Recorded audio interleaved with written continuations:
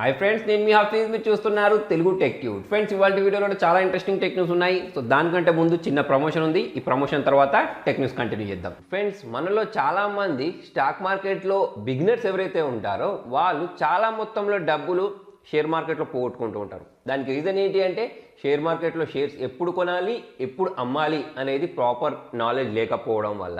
అయితే బిగినర్స్ ఎక్కువగా బ్రోకరేజ్ మీద కాన్సన్ట్రేషన్ చేస్తూ ఉంటారు. కాకపోతే వాళ్ళు కాన్సన్ట్రేషన్ చేయాల్సింది ప్రాఫిట్స్ మీద. అయితే మీలో ఎవరైతే ఈ స్టాక్ మార్కెట్ అంటే తెలియదో వాళ్ళ కోసం చెప్తున్నాను. సో వాళ్ళు స్టాక్ మార్కెట్లో ఇన్వెస్ట్ చేయాలి అంటే ఫస్ట్ వాళ్ళకు ఒక డీమ్యాట్ అకౌంట్ కావాలి. సో డీమ్యాట్ అకౌంట్ ఓపెన్ చేయడానికి మీరు మోతీలాల్ ఒస్వాల్ అనే ట్రేడింగ్ యాప్ని అయితే యూజ్ చేయొచ్చు. ఫ్రెండ్స్, ఈ మోతీలాల్ ఒస్వాల్ అనేది one of the best brokerage company అని చెప్పేసుకోవచ్చు. దీనిలో జీరో అకౌంట్ మెయింటెనెన్స్ ఛార్జెస్ అయితే ఉంటాయి. వీళ్ళు కొత్త కంపెనీ ఏం కాదు, 30 years నుంచి వీళ్ళు మార్కెట్లో ఉన్నారు. 10 lakhsకి పైగా వీళ్ళ కస్టమర్స్ ఉన్నారు. ఫ్రెండ్స్, ఈ మోతీలాల్ ఒస్వాల్లో మనం ట్రేడింగ్ చేయడం వల్ల ఇక్కడ బెనిఫిట్ ఏంటి అంటే మనకి ఇక్కడ ఒక స్టాక్ అడ్వైజర్ని కూడా ఇస్తారన్నట్టు. సో వాళ్ళు మనకు చెప్తారు. నాలెడ్జ్ మనకు ఉండదు కదా, స్టార్టింగ్ బిగినర్స్ అయితే ఏ షేర్స్ కొనాలి, ఏ షేర్స్ అమ్మాలి. సో ఆ నాలెడ్జ్ అనేది వీళ్ళు ప్రొవైడ్ చేస్తూ ఉంటారు. ఈ మోతీలాల్ ఒస్వాల్ ఇన్వెస్టర్ యాప్ అనేది ఇండియా ఫస్ట్ కంపెనీ అని చెప్పేసుకోవచ్చు. దీనిలో మనకు మల్టిపుల్ ప్లాట్ఫామ్ మీద ఇన్వెస్ట్ చేసుకోవడానికి అవకాశం అయితే ఉంటుంది.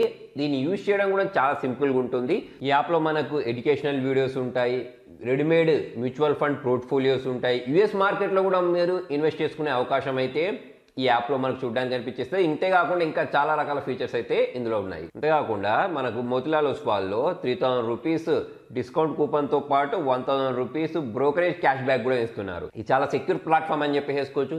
ఈ ప్లాట్ఫామ్ని మీరు కంప్యూటర్లో కూడా యూజ్ చేయొచ్చు, మొబైల్లో కూడా యూజ్ చేయొచ్చు. సో ఫ్రెండ్స్, దీనికి సంబంధించిన లింక్ అనేది కింద డిస్క్రిప్షన్లో ప్రొవైడ్ చేస్తాను.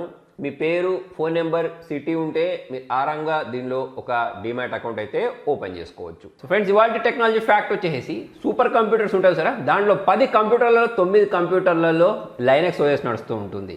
సో మనకు అది ఓపెన్ సోర్స్, మనం కూడా దాన్ని డౌన్లోడ్ చేసుకొని ఇన్స్టాల్ చేసుకోవచ్చు. కాకపోతే మనం అందరం విండోస్కి అలవాటు పడిపోయాం కాబట్టి దీన్ని అయితే వాడుతూ ఉంటాం. సో విండోస్తో పోల్చుకున్నట్టయితే లైనక్స్ మీద వైరసెస్ అనేవి చాలా తక్కువ వస్తూ ఉంటాయి. దానికి రీజన్ ఏంటి అంటే ఇప్పుడు ఏది పాపులర్ ఉంటుందో దాని మీద హ్యాకర్స్ అటాక్ చేయడానికి ట్రై చేస్తూ ఉంటారు కదా, అందుకోసమే లైనక్స్ మీద అయితే వైరస్ అటాక్సెస్ అనేవి జరగవు. సో మీలో కూడా ఎవరైనా ఓపెన్ సోర్స్ ఆపరేటింగ్ సిస్టమ్ వాడాలంటే లైనక్స్ కూడా వాడవచ్చు. సో ఫస్ట్ టెక్నిక్స్ వచ్చేసి శాంసంగ్ గురించి. శాంసంగ్ వాళ్ళు ఈ ఇయర్ ఎండింగ్ కల్లా ఒక 4 phones అయితే మార్కెట్లోకి తీసుకొచ్చే అవకాశాలు అయితే కనిపించేస్తున్నాయి.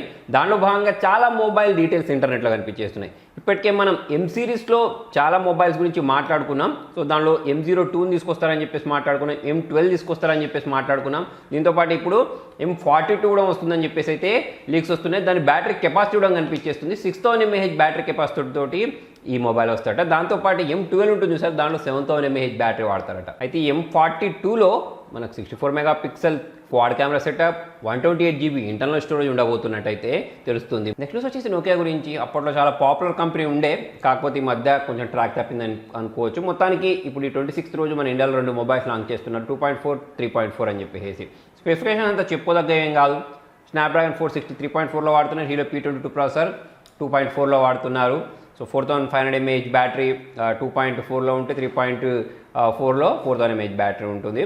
ఓకే, పర్లేదు ఈ స్పెసిఫికేషన్స్. కాకపోతే వీళ్ళు ఏ ప్రైస్ సెగ్మెంట్లో తీసుకొస్తారో అంటే ఇది ఒక 10,000 పెడతారు, 8,000 పెడతారు, చాలా ఎక్కువ ప్రైస్ పెడుతూ ఉంటారు హీరో P22 ప్రాసెసర్ ఇచ్చి. అలా కాకుండా మనకు అందుబాటు ప్రైస్లో 5,000, 6,000, 7,000 పెట్టినా కూడా మనం కొనుక్కునే అవకాశాలు అయితే ఉంటాయి. దీని గురించి మీరేమనుకుంటున్నారు? నోకియా వాళ్ళు మంచి ప్రైస్ సెగ్మెంట్లో మంచి మొబైల్ తీసుకొని రావాలని మీలో ఎంతమంది అనుకుంటున్నారో కింద కామెంట్లో రాయండి. నెక్స్ట్ వచ్చేసి Xiaomi 11 Proకి సంబంధించి. దీనికి సంబంధించిన కొన్ని ఇంట్రెస్టింగ్ న్యూస్లు అయితే ఇంటర్నెట్లో కనిపించేస్తున్నాయి. 120Hz refresh rate, out of box Android 11 తోటి వస్తుందని చెప్పేసి అయితే తెలుస్తుంది. QHD+ డిస్ప్లే వాడతారట. సో ఇలాగో స్నాప్డ్రాగన్ 875 ప్రాసెసర్ వాడతారనుకోండి. సో ఇటువంటి స్పెసిఫికేషన్స్ తోటి మరి ఏ ప్రైస్ సెగ్మెంట్లో తీసుకొస్తారో చూడాలి. నెక్స్ట్ న్యూస్ వచ్చేసి Huawei గురించి. చాలా పాపులర్ బ్రాండ్, నెంబర్ 1 కంపెనీ అని చెప్పేసుకోవచ్చు. అయితే వీళ్ళకి ఒక సబ్ బ్రాండ్ ఉంది, హానర్ అని చెప్పేసి. వీళ్ళు బడ్జెట్ సెగ్మెంట్లో ఇందులో మొబైల్స్ తీసుకొస్తూ ఉంటారు. మన ఇండియాలో కూడా చాలా పాపులర్ ఉండే. కాకపోతే ఇప్పుడు హువావేని గూగుల్ వాళ్ళు, తర్వాత వచ్చి క్వాల్కామ్ వాళ్ళు బ్యాన్ చేసిన తర్వాత వీళ్ళు వాళ్ళ ఓన్ ఓఎస్ని క్రియేట్ చేసుకోవడం, ఇటువంటి అన్ని పనులు జరిగాయి కదా. అయితే ఇప్పుడు వీళ్ళకు ఈ హానర్ని మెయింటైన్ చేయడం కష్టమైపోతుంది కావచ్చు. అందుకోసమే ఒక $15 బిలియన్ ఈ హానర్ కంపెనీని అయితే వేరే కంపెనీ, చైనీస్ కంపెనీకి చేసినట్టు తెలుస్తుంది. సో ఇక నుంచి ఈ హానర్ అనేది హువావేది కాదన్నట్టు. సో 2013లో వీళ్ళు స్టార్ట్ చేసేసారు ఈ హానర్ బ్రాండ్ని.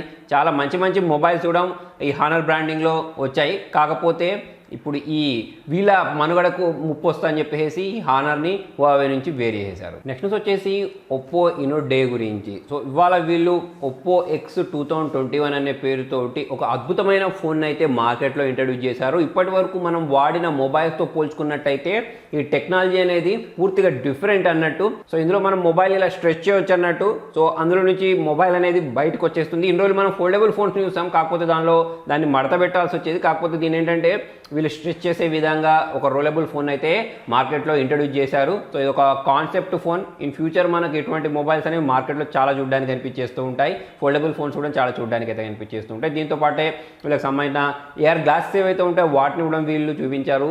లాస్ట్ ఇయర్తో పోల్చుకున్నట్టయితే 75% లైటర్గా ఉంటుందని చెప్తున్నారు, బ్రైట్నెస్ ఎక్కువ ఉంటుందని చెప్తున్నారు. ఇలా చాలా కొత్త ఫీచర్స్ తోటి వీళ్ళైతే దీన్ని ఇంట్రడ్యూస్ చేశారు. నెక్స్ట్ వచ్చేసి పబ్జీ గురించి. మన ఇండియాలోకి తిరిగి ఎంట్రీ అయితే ఇవ్వబోతుంది. కాకపోతే ఒక బ్యాడ్ న్యూస్ అయితే జరిగింది. కామారెడ్డిలో 22 ఇయర్స్ అబ్బాయి పబ్జీ ఆడుతూ దాంట్లో ఉండే ప్రెషర్ని హ్యాండిల్ చేయలేక అటాక్ వచ్చి చనిపోయినట్టయితే తెలుస్తుంది. సో మనం ఏదైనా గేమ్ లాగా ఆడితే పర్లేదు, కాకపోతే దానికి అడిక్ట్ అయిపోతే మాత్రం ఇట్లాంటి పరిణామాలు ఎదురవుతూ ఉంటాయి. సో ఇక్కడ మనం గేమ్ని అయితే బ్లేమ్ చేయాల్సిన అవసరం లేదు. మనం మన లిమిట్లో ఉండి గేమ్ని ఆడుకుంటే పర్లేదు. నెక్స్ట్ వచ్చేసి 8 కెమెరాల మొబైల్ గురించి. ఇప్పటివరకు మనం క్వాడ్ కెమెరా మొబైల్స్ చూసాం, triple camera mobiles, Penta camera mobiles కూడా చూసాం. అయితే త్వరలో మనము 8 కెమెరాస్ ఉండే మొబైల్ కూడా పోతున్నాం. 8 ఫ్రంట్ కూడా 2 కెమెరాస్ వాడతారు కావచ్చు. మొత్తం 10 కెమెరాస్ ఉండే మొబైల్స్ అయితే మనం లెన్స్ టెక్నాలజీ తరపు నుంచి అయితే చూడబోతున్నాం. ఇప్పుడు పాపులర్ మొబైల్ బ్రాండ్స్ ఏవైతే ఉంటాయో వాటికైతే ఈ కంపెనీ అనేది కెమెరాను అందిస్తూ ఉంటుంది. ఎప్పటికీ దీనికి సంబంధించిన పేటెంట్ కూడా ఫైల్ అయిపోయింది. నెక్స్ట్ వచ్చేసి యాపిల్ గురించి. యాపిల్ సంబంధించిన ఫోల్డబుల్ ఫోన్స్ని మనం 2022లో చూడబోతున్నట్టయితే మనకి ఇక్కడ ఒక లీక్ ద్వారా తెలుస్తుంది. ఇప్పటికే చాలా రకాల రూమర్స్ వచ్చాయి. దానికి సంబంధించిన రెండర్స్ అంటే దానికి సంబంధించిన కాన్సెప్ట్ ఇమేజెస్ కొంతమంది క్రియేట్ చేస్తుంటారు కదా, అవి కూడా చూడడానికి కనిపించాయి. సో మరి ఇది రియాలిటీలోకి ఎప్పుడు వస్తుంది, ఎలా ఉంటుందని తెలియాలంటే మనకు 2020 వరకు అయితే ఆగాల్సిందే. నెక్స్ట్ వచ్చేసి ట్విట్టర్ గురించి. ట్విట్టర్ మీద ఈ మధ్యకాలంలో చాలా అటాక్స్ అయితే జరుగుతున్నాయి. చాలా సెలబ్రిటీస్ సంబంధించిన ట్విట్టర్ అకౌంట్స్ హ్యాక్ అయిపోయిన సందర్భాలు మనం చాలానే చూసాం. సో వీటి నుంచి తప్పించుకోవడానికి పాపులర్ హ్యాకర్ పీటర్ జాట్కోని వీళ్ళు హైర్ చేసినట్టయితే తెలుస్తుంది. హెడ్ ఆఫ్ సెక్యూరిటీ అన్నట్టు ఈయనే. సో ఆ పోస్ట్లో అయితే ఇప్పుడు ప్రజెంట్ ఈయన ఉండబోతున్నాడు. ఇంతకుముందు ఈయన గూగుల్ కోసం కూడా పనిచేశాడు. సో మరి ఇతన్ని నియమించుకున్న తర్వాత మరి అటాక్స్ అనేవి తగ్గుతాయా లేదా అనేది అయితే చూడాల్సి ఉంది. సో ఫ్రెండ్స్, మరి మొత్తానికి ఇది వాళ్ళ వీడియోలో. మరి మీకు వీడియో నచ్చినట్టయితే లైక్ చేయండి, షేర్ చేయండి. ఇంట్రెస్టింగ్ అప్డేట్స్ కోసం చూస్తూనే ఉండండి తెలుగు టెక్ ట్యూట్స్.